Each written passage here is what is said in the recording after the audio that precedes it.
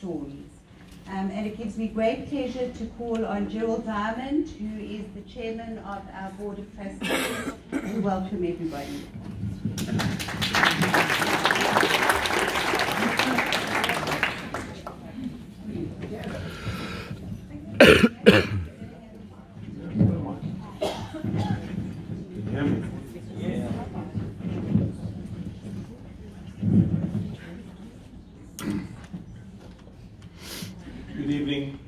Good evening, honoured guests, our special survivors and their families, members of the Sephardi Hebrew congregation, community, Rhode Island survivors and their families, friends, ladies and gentlemen.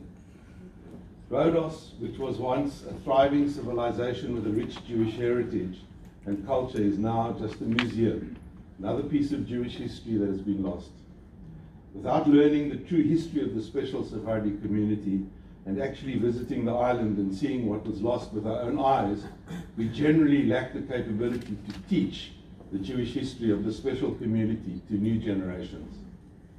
It is our responsibility as the Cape Town Holocaust and Genocide Center, together with the Rhodes Sephardi community, to share the truth of what happened in Rhodes, in order for new generations to learn and understand the background to the history and culture of this wonderful community and its families who survived and who have richly contributed to Jewish communities and the economies of countries in Southern Africa, Israel, Australia and the United States.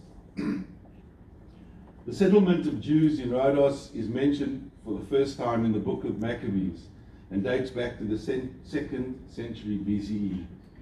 During the past 500 years, the background of the Jews of Rhodes was influenced principally by the Jews who fled Spain at the time of the Spanish Inquisition. The community more or less thrived under Ottoman rule, reaching a peak in the 1920s of some 4,000 Jews, a quarter of the total town population. It had 4 synagogues, a Jewish school, and a yeshiva. By the time the German forces occupied Rhodes in September 1943, fewer than 2,000 Jews remained. Many saw the writing on the wall and had emigrated. As the end of World War II approached, the Germans rounded up the Jews from Rhodes and the nearby island of Kos. The Jewish community who remained were arrested and were deported on the 20th of July 1944, destined for Auschwitz concentration camp, where some 1,500 were slaughtered, either in the camp or in Bergen-Belsen or in Dachau. Only 150 odd Jews survived the camps and the death march. Many of the survivors immigrated to southern African countries such as the Congo, Zambia, Zimbabwe, South Africa, Israel, and the United States. We have a fine Sephardi community here in Cape Town with survivors, their families and community members who've richly contributed to the success of the center over the past 20 years. I trust that this significant event tonight will consolidate the warm relationship between the Cape Town Center and the Sephardi community of Cape Town, and will create further opportunities to teach the history and culture of this special community. As stated so eloquently by Elie Wiesel, without memory, there is no culture. Without memory, there would be no civilization, no society, no future. And he also said, I don't want my past to become anyone else's future.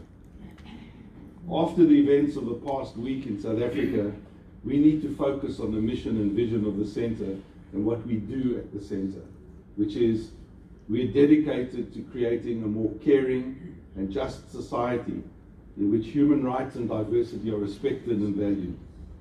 Besides being a memorial to the 6 million Jews who perished in the Holocaust and all victims of Nazism, we teach about the consequences of prejudice, racism, anti-Semitism, xenophobia and homophobia, as well as the dangers of indifference, apathy and silence.